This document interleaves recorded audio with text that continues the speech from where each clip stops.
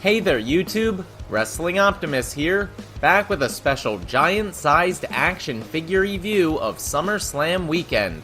Personally, I'm still riding a high from that CM Punk debut, and thankfully, unlike WWE, I don't have to try and follow it. Before we get started though, I should mention that I tied with Kyle for the Pickle Championship at SummerSlam, so Brittany will stay the champ until we figure out a tiebreaker. But interestingly, Kyle also retained his extra belt at NXT Takeover 36 through Champion's Advantage after tying 3 other people, including Mr. Pickle in the Bank himself, Danny. We'll have to see how things shake out in the Predictions Championship League, but for now, we're headed into my custom arena, so for a recap and review, let's take it over to the action figures. Apparently, Big E won back his Money in the Bank briefcase from Baron Corbin on the pre-show, even though he never technically lost it in the first place. The main show opened with fan favorites RK Bro taking on AJ Styles and Omos for the Raw Tag Team titles. As anticipated, the Giant did almost nothing before getting taken out by a ring post, forcing AJ to take the RKO. Your new champions, Matt Riddle and Randy Orton. Eva Marie messed around with Lily and found out in a loss to Alexa Bliss. Afterwards, Doudrop gleefully announced the result before parading off with Eva's robe. Damian Priest ripped off Sheamus' protective face mask to beat him for the United States Championship. I believe that's his first main roster title. The Mysterios might be turning on each other as their dysfunction continues to cost them opportunities. Jimmy and Jay hit a pair of super kicks, followed by an Uso splash on Rey to retain their SmackDown Tag Team titles. In my opinion, this is where the show peaked, then immediately fell off a cliff. Apparently, WWE knew that Sasha Banks wasn't cleared to compete for the last week, but continued promoting her match until after Bianca Belair had already made her entrance. Instead, Carmella came out to a combination of frustration and confusion. But before their match could even start, Becky Lynch made her triumphant return to a huge pop. Some liken this to the pop CM Punk got on Friday night, but I don't agree, and here's why. Now, I'm the biggest Becky Lynch fan in the world, but this was bullshit, especially compared to the return of Punk on Rampage. First of all, many thought Punk would never come back to wrestling at all, while everyone knew Becky would return in around 9 months. Sure, it was a better kept secret, but it had no build, no anticipation, and therefore no emotion. It didn't make grown men cry. As I said on Twitter, it wasn't a true moment that will go down in history, it was a quick, cheap pop. But it got even worse as Becky squashed Bianca and won the SmackDown Women's Championship in 2 fucking moves. You heard me right, 2 moves. This was an absolute shame, and I feel so bad for Belair. WWE did this to one of the brightest young stars on their roster, all to put over someone who didn't even need it. What an insult to Bianca and the fans. Honestly, after that, I didn't pay much attention to the next match, but Drew McIntyre beat his former 3MB teammate Jinder Mahal in under 2 minutes, then chased him and his henchmen off with a sword. Nikki, almost a superhero, finally gets some decent amount of offense in during her triple threat match with Charlotte and Rhea Ripley, but in spite of that, the Queen wins again, lol. Edge got a massive nostalgic pop from me by going full Brood with his entrance. They were one of my favorite groups as a kid, and seeing that Ring of Fire again gave me all the feels. Oh, and then he beat Seth Rollins or something. I have to give it to Goldberg. His match with Bobby Lashley was still pretty basic, but he learned a bunch of new moves, and despite being visibly winded for most of it, he managed to put in a 7-minute performance. Unfortunately, in a lazy attempt to protect both men, Lashley goes after Goldberg's leg until the referee is forced to stop the match.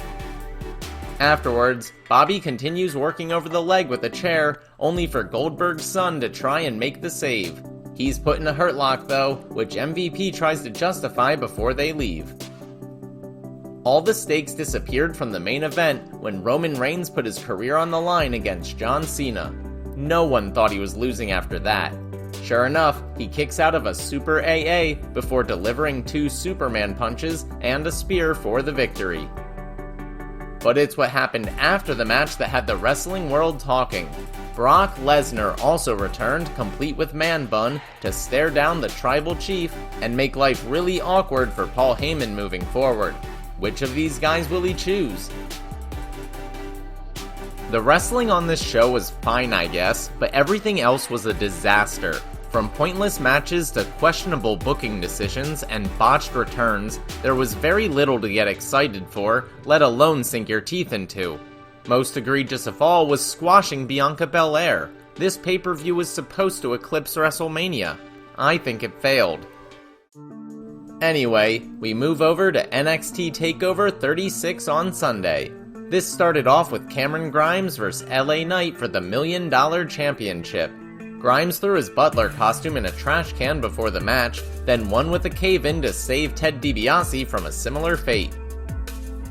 I really thought Dakota Kai was finally going to win singles gold, but the rumors of an imminent main roster debut must be true because she lost to Raquel Gonzalez, who retains the NXT Women's Championship. Afterwards, Kaylee Ray comes out, immediately setting up Raquel's next challenger. Next, Walter and Ilya Dragunov put on another brutal classic that left the Mad Russian's chest covered in nasty-looking welts. But it was all worth it as he applies a sleeper hold and taps out the Austrian to become your new NXT United Kingdom champion. In an interview later on, Ilya declares that the Ring General has fallen. Long live the Tsar. In a rather by-the-numbers 2 out of 3 falls match, see what I did there? Kyle O'Reilly reverses the Panama Sunrise to score a fall, while Cole puts O'Reilly through some chairs and hits the last shot to score one of his own. Finally, inside a steel cage, Kyle gets the anticlimactic submission victory from out of nowhere to chants of bullshit from the crowd. They're probably just mad because Adam Cole is definitely headed to AEW now. William Regal pumps up Samoa Joe in the locker room before the main event. Combined with the continued absence of Scarlett, this clearly spelled doom for Karrion Kross as Samoa Joe hits him with a muscle buster and becomes the first ever 3-time NXT champion. In another bad sign of things to come, the crowd chants "Hardy, Hardy, Hardy" during the match in reference to Jeff's win over Karrion Kross on Raw. With all the title changes and promises directly from the mouth of Nick Khan about an overhaul of the brand, it's fairly obvious that this was NXT's swan song. That'd be okay if it was a mind-blowing pay-per-view, but it was middle of the road at best. Not exactly a fitting end for what had become such a big part of so many people's lives, and their favorite thing about WWE during a downtime creatively for the company as a whole. It turns out the Wednesday Night War was just as much about survival as its Monday night equivalent, and it only further proves how cutthroat this industry can be. R.I.P. NXT. Alright, that'll do it for SummerSlam weekend. Thanks so much for watching. Let me know what you thought in the comments down below. I'll be back on Thursday with my action figure review of AEW Dynamite, so stay tuned. If you enjoyed this video, make sure to do all that normal YouTube stuff. Smash the like button, share with any wrestling or action figure fans you may know, subscribe to the channel, and spread the word. You can also talk to me over on Twitter at WrestlingOptimus, or see all my best figure photography over on Instagram at WrestlingOptimus. If you haven't seen my latest unboxing video, you can check that out right here. But until next time, I've been Wrestling Optimus, and I'll catch you later.